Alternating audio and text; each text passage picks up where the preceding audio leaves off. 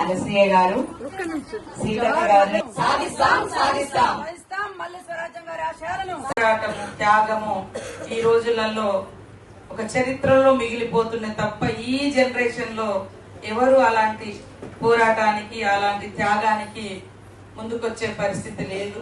కానీ ఆమె చరిత్ర చూస్తే ఒక ఉన్నత కుటుంబంలో పుట్టి, ఒక అగ్రకులంలో పుట్టి, వందలాది ఎకరాల ఆస్తి పాస్తులు ఉండి, మరి ఈరోజు పేదలకు జరుగుతున్నటువంటి అన్యాయం పైన తిరుగుబాటు జెండా ఎగిరేసి, మరి మామ అటు నర్సంపేట గాని అటు మా ఏరియాలలో కూడా కమాండర్ గా పనిచేసినటువంటి చరిత్ర. వారి చరిత్రనంతా కూడా మేము ఉద్యమాలలో ఉన్నప్పుడు మరి ఎంతో చదువుకొని స్ఫూర్తి పొందడం జరిగింది. వారి యొక్క జీవితాన్ని చదివి మమ్మల్ని మేము కూడా చక్కదిద్దుకోవడానికి ఒక సరైన పందాలో, అంటే సరైనటువంటి విధంగా జనంతో మమేకం కావడానికి కూడా ఆ రోజులలో మాకు కూడా ఎంతో స్ఫూర్తిని ఇచ్చినటువంటి పోరాట యోధురాలు మన మల్లు స్వరాజ్యమ్మ గారు. అదే విధంగా అటు దళ కమాండర్ గా పనిచేసింది, తర్వాత ఎన్నికల పందాలోకి వచ్చి ఎమ్మెల్యేగా కూడా అయింది.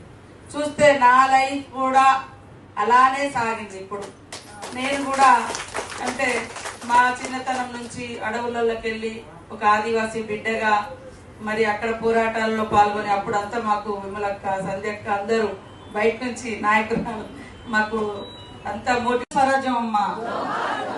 ఈరోజు మరి ఎంతో భావోద్వేగమైనటువంటి రోజుగా విమలక్క పాట పాడుతున్నప్పుడు గాని, మరి రంగన్న మాట్లాడుతున్నప్పుడు గాని ఆ యొక్క భావోద్వేగాన్ని అంటే భావోద్వేగం వచ్చేసింది. ఎందుకంటే ఆ మాటలు, ఆ చరిత్ర అంతా మమ్మల్ని మేము చూసుకున్నట్టుగా కూడా కొంచెం అందులో 100% కాకుండా కొంచెం 1% అయినా మమ్మల్ని మేము చూసుకున్నట్టుగా వేదిక మీద ఉన్న వాళ్ళందరికీ ఆ భావన వచ్చింది. మరి ఈరోజు సభాధ్యక్షురాలకి అరుణ గారికి తెచ్చుకొని నేను తప్ప ఇంకెవడు వేస్ట్, నా పక్కింటి వాళ్ళు అంటే మనం అంతకుముందు ఇప్పుడు పక్కన కూర్చుంటే ఎవరు ఏంటిది అనేది మనం డిస్కస్ చేయం. అరే మనకు తెలిసిన వాళ్ళు మంచి చెడు చూస్తారు మనిషిలో, కానీ ఇప్పుడు మతాన్నే ఫస్ట్ చూస్తున్నారు. వీడు నా మతమా, వీడు నా కులమా కాదా అని. మనంతా ఉదయం మనం మంచితనాన్ని వెతికేది, మానవత్వాన్ని వెతికేది. ఇప్పుడు సొసైటీ సమాజంలో అలాంటివన్నీ ఎక్కువ ఇంజెక్ట్ చేసి రాజకీయాల కోసము మొత్తం సమాజమే చీల్చే పరిస్థితి వస్తా ఉన్నది.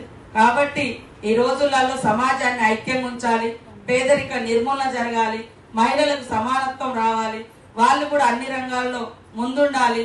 మరి ఈ యొక్క పేదరికం నుంచి ప్రతి ఒక్కరు కూడా మరి బయటపడేటువంటి లక్ష్యంతో ఆ రోజు స్వరాజ్యమ్మ గారు పోరాటం చేశారు. కాబట్టి ఆ పోరాటమే మనందరికి ఈరోజు స్ఫూర్తిగా ఉందని తెలియజేస్తూ, వారి ట్రస్టులో గాని వారి విగ్రహ ఏర్పాట్లో గాని తప్పకుండా కీలక పాత్ర మేము పోషిస్తామని తెలియజేస్తూ, వారికి జోహార్లు అర్పిస్తూ మీ అందరికీ కూడా ఉద్యమాభినందనలు తెలియజేస్తూ సెలవు తీసుకుంటాము.